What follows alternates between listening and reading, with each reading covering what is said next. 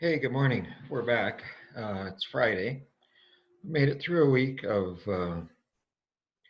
some confusion, a lot of changes, a lot of readjustment in how we're feeling and how we're functioning and how we're connecting with each other. So, if you're still here, congratulations. So, today I want to talk about an issue that is talked about a lot, but sometimes not really well understood, called codependency. And just let me find this and go through these usual little procedures of trying to get this to work right. And there we go. So um, codependency is when we are reacting to somebody else, and there's several different types of it, and I'll talk about those. But it's a response to pain, and often it's a combination of pains between the pain that we see other people going through and our own pain. And often we try and fix our own pain by trying to fix somebody else's. Often we base how we're doing on how other people are doing, but it causes problems. And the biggest problem it causes internally for most people is that we get upset because somebody else isn't getting better, because somebody else is struggling, because somebody else is having a hard time. And so we tie very tightly how we're doing to how they're doing, uh, and it affects. Um, it can cause depression, it causes anxiety, uh, both in the person who is codependent and also in the person that they are uh, codependent on. It creates mood swings, it damages relationships, it affects school and work issues. Uh, it certainly affects money.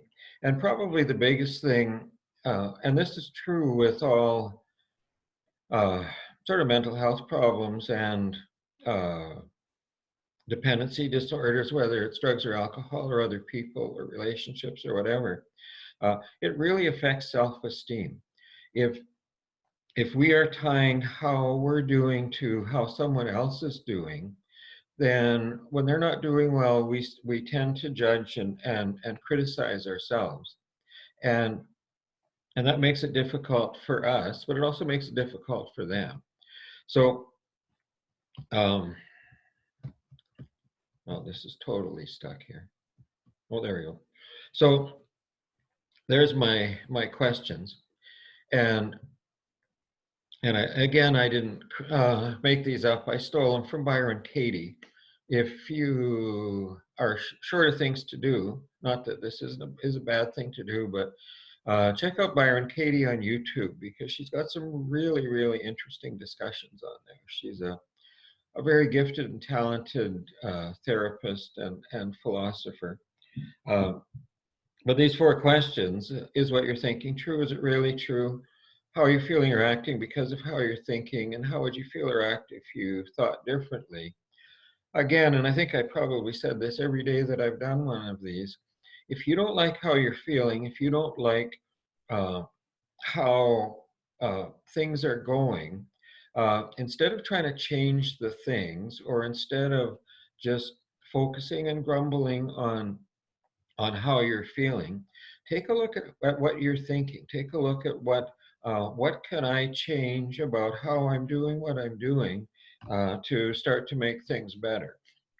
So there are basically three types of codependency. There's reactive codependency. So when they're good, you're good, and when they're not good, you are not good.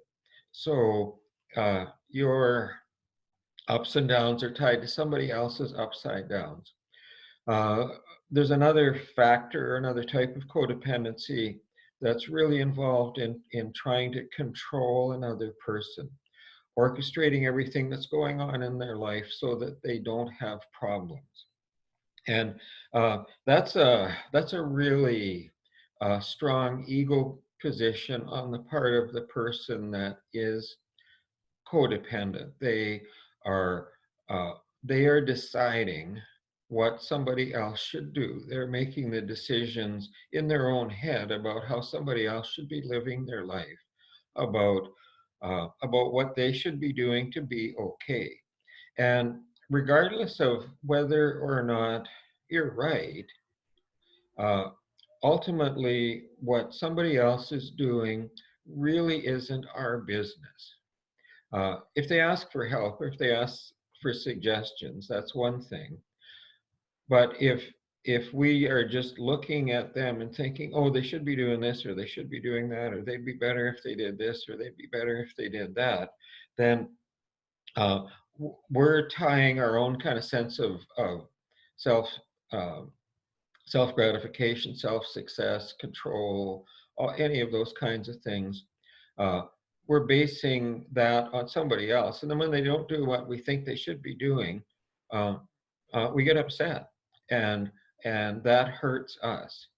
And then the last third kind is enabling, and that's when we're removing obstacles for the person, making excuses for them, paying bills for them, doing everything for them, so that they don't have to do it themselves. And I'll go into these in a little bit more detail, but they are all destructive uh, at some level, both for the person who is codependent and often more so for the person that the codependency is focused on. So here's one of those little cartoons about codependency. Kind of, you're fine, how am I? So if you're okay, I'm okay. If you're not, I'm not. So the reactive type of codependency, when they're good, you're good. When they're not, you're not. Uh, what this does is it keeps the entire household in chaos. This is a huge advantage to the person with a substance problem, if that's what we're dealing with, because there are always other people's issues to pay attention to. And they always have an excuse to use because everything is so crazy. If you're constantly reacting to somebody, how somebody is doing or what they're doing, and getting upset because of that, then you're not calm, relaxed, cool, and collected. So that person can always kind of blame, well, I have to do this or I have to do that because they're crabby or they're yelling or they're upset or whatever. Uh,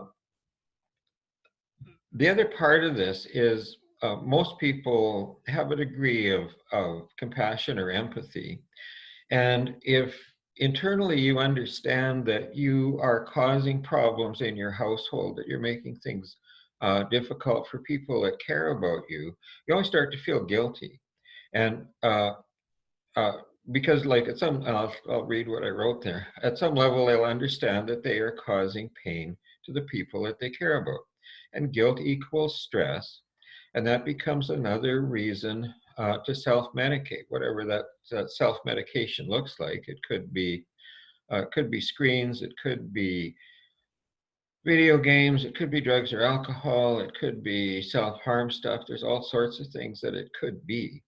But when we're constantly reacting to what someone else is doing, uh, we are giving them a huge amount of power over us. And at some level, they'll recognize that. And because they recognize that, they're going to be a little bit uh, upset because they're hurting somebody that they care about. When the codependent enters recovery and stops reacting to the person with the substance problem or the screen problem or whatever the problem is, we take away their excuses and the waves in the house settle. And then the focus can start to be directed on what the problem really is. The expression is often used that nobody's paying attention to the elephant that's standing in the middle of the living room. And And I mean, what that means is that we're looking at all the peripheral issues that are around.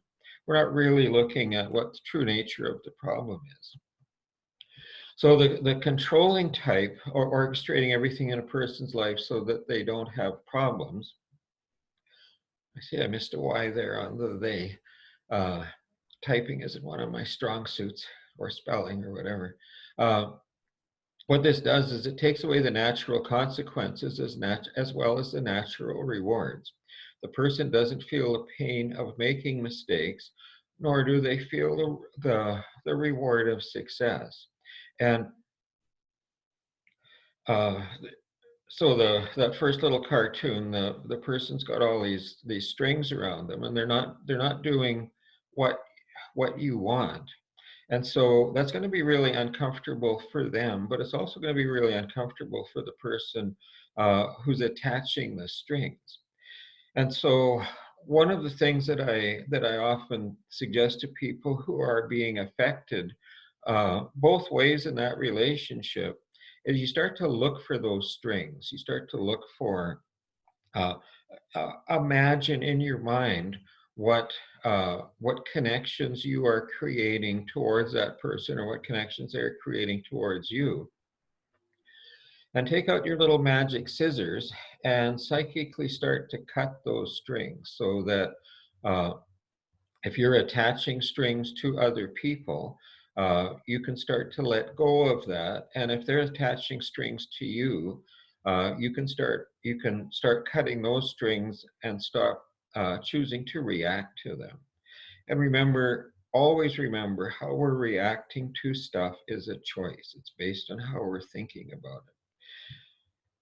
And then that other little cartoon, why can't you raise your self-esteem so that you can raise mine, is a really classic uh, uh, codependent dynamic where uh, the person is trying to fix this other person, and is upset because they're not getting fixed.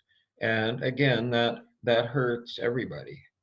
And then the third type is enabling, which is removing obstacles for the person, excuses, paying bills, doing everything for them. Uh, what this does is it allows them to use all of their time and resources to pay attention to whatever their addiction is. If you're doing everything for them, if you're paying for stuff for them, if you're supporting them, if you're doing some of their work for them, if you're phoning in for them, if you're not asking them to do whatever it is that they're supposed to do, whether it's make their bed or sweep the floor or put their stuff away, uh, if you're running around cleaning up after them, then uh, then they don't have to feel the negative consequences of what they're doing, but also they don't get to feel a reward of accomplishing the tasks or the jobs that they're supposed to do. And both of like that starts to hurt them way more than it hurts you. And that little cartoon is cute, like, we're stuck, son, we're stuck, do you mind giving us a hand with your homework? Like, if you're doing something for somebody else, like really ask yourself, how is that going to help them? You know, it might take away a consequence, so maybe they don't get in trouble or whatever, but maybe getting in some trouble, or maybe feeling bad about not getting something done is really what needs to happen for that person. And then this is one of my famous little stickman cartoons. For those of you who aren't familiar, I used to do a lot of stickman cartoons when I was teaching, and uh, kids would generally make fun of my stickmen, but that's okay. So this is a young person, and he says, "Help! I'm standing in poop." And the codependent rushes in and says, "Oh dear, let me help you." And so the codependent cleans them up, solves the problem, uh, and then realizes, okay, you're all better, but now there's poop on me. So you've taken that person's little pile of poop and gotten it on you somehow or another. And of course, poop can be whatever problem is going on here. The person is back in the same problem again. But the codependent is starting to change. The codependent person is starting to take a look at what's going on and ask the question, oh, whose poop? And the answer is, well, it's my poop, but of course it isn't my fault. Because when people are in situations like that, they've usually learned to blame something or somebody else. And again, the person with the codependency is getting better, and they say, hey, you stepped in it, you clean it up, it's not my problem. And that's essentially what we have to do. So you know, having the problem of codependency is something that we have to fix exactly the same way as when somebody has an addictive disorder, they have to accept the responsibility of fixing that. And so one of my favorite quotations is, you can't love and judge at the same time. And often when we are being codependent, what we are telling ourselves is that that we really love this person, but at the same time, what we're thinking is, well, they should be doing this, or they should be doing that, or I don't want them to feel this pain, or I don't want them to, that to happen, or whatever. And we really, like, we can't love and judge at the same time. We can love people perfectly well, even if they're hurting or screwing things up, or having a problem. So uh, attitudes are important. So the left column is uh, it's kind of a negative side of dysfunctional relationships. So apathy, I don't care, uh, irresponsible, justifying rejection, withholding affection, pushing the person away, uh, being naive, like not really understanding what's going on and not creating any boundaries. The right side, did I say left side? Left side, the apathy side. Again, I get left and right confused. It's one of my challenges. Sorry. Uh, the dysfunctional side is caretaking, like trying to fix everything for them, taking their responsibility, constantly nagging at them, constantly telling them what to do, trying to control, trying to dominate, being really possessive, not giving the person any freedom, manipulating uh, that person to try and make them do what you want to do, and just being like excessively rigid, like no flexibility. And the normal, comfortable words that describe relationships are caring, responsible, being encouraging, accepting that the person is doing the best job that they can, communicating how you feel, understanding. Again, like understanding and accepting are very, very similar. Like, okay, you didn't get that done. What are you going to do about that? Without attaching a lot of judgment or criticism to it, and being honest. Like, yeah, no, I don't like it when that happens, or this doesn't. I don't feel good when this happens or that happens, and being flexible, realizing that things uh, will change, and they don't have to be exactly the way that we want them to be. And so the kind of nature of this problem is control and dependence. Like, we're trying to fix everything, and and then we get emotionally dependent on an outcome that we have created an expectation about. And then when our expectation isn't met, then we get upset. That affects our sense of self. So we're trying to tie our sense of self to how somebody else is doing. Uh, and there's a lot of victim sort of thinking tied up in this issue, thinking, oh, poor me, this person's doing this or this person's doing that. And again, that's a real strong ego position, that things are supposed to be exactly the way that that we want them to be, we lose sense of responsibility, and we feel guilt, like for both people. I'm not good enough, and I should have tried harder to fix them. And that's again, that's just not useful.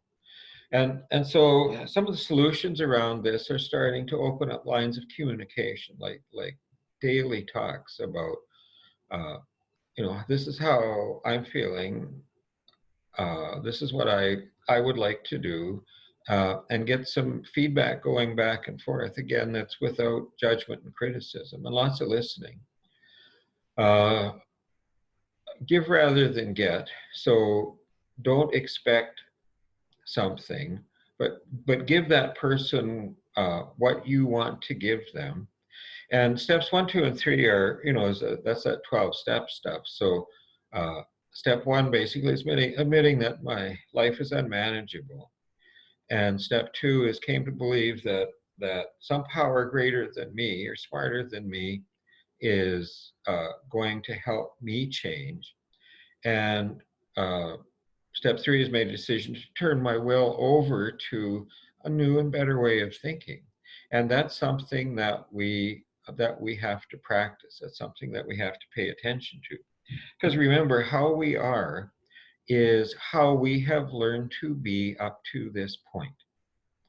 And if we start to recognize that how we are is exactly that, is how we have learned to be, then we can start to understand pretty easily that we can also learn to be different. We can learn to change. We can learn to adjust how we're thinking and then how we're feeling about what's going on.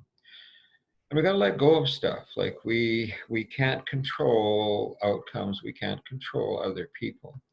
So again, like everything that I've pretty much been talking about all week, this is about rewiring the way we think. This is about changing our brain. This is about changing how we are seeing things. Here's a little short meditation. I think this will work. I'm hoping it'll work. It looks like it's going to work. And it's been... Do you sometimes find the fear of what could happen is making nothing happen in your life? If so, I want you to come down here with me. That's a skip ad thing. So this is just a really short 5-minute meditation.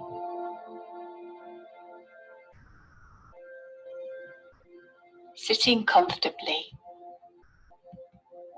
letting go of the outer world.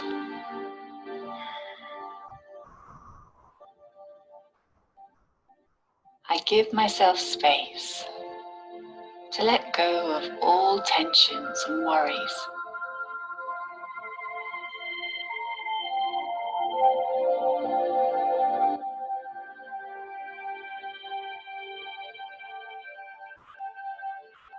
I cast away all expectations and blocked energy that's been accumulated.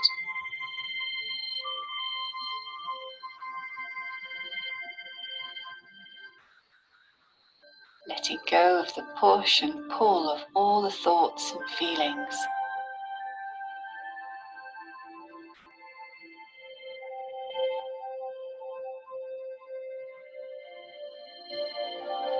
The heaviness that I've been holding on to begins to dissipate.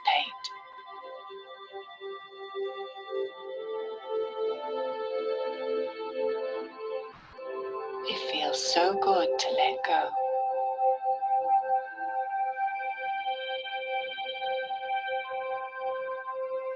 Like a bird letting go of the branch, I become lighter and lighter.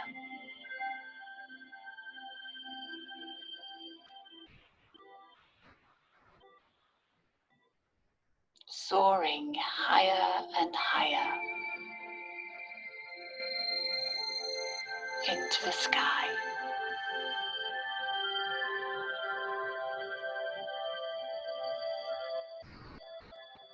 I enjoy the freedom.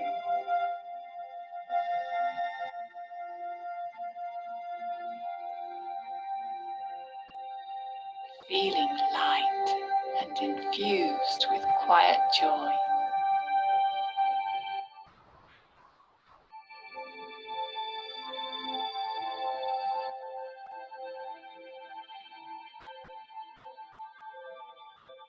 When I'm ready, I gently slow down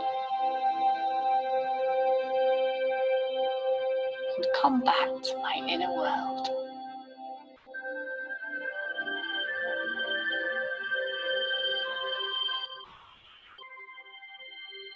With optimism impressed on the surface of my mind,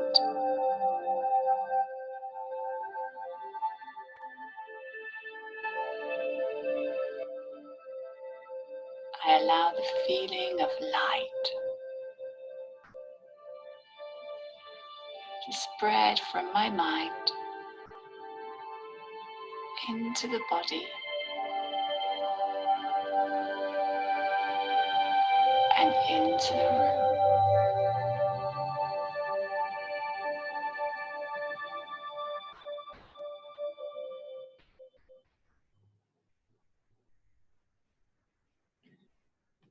Just about checked right out there. The more you meditate, the less likely you are to make a mistake. Yes, thank you. Anyway, back to this. So that was a really kind of short, well-directed meditation that that helps us get better. This is my favorite book on codependency. Pardon the title, but it's Codependency for Dummies. It's by Darlene Lancer. And I really like it because it's really clear, concise, it's got good stories in it, and it's got lots of little, sort of checklists about how to look at things and how to monitor yourself. And when we start to do that, then we start to rewire how we are thinking about things. So that's good. And then I'm just ending with one of my photos again.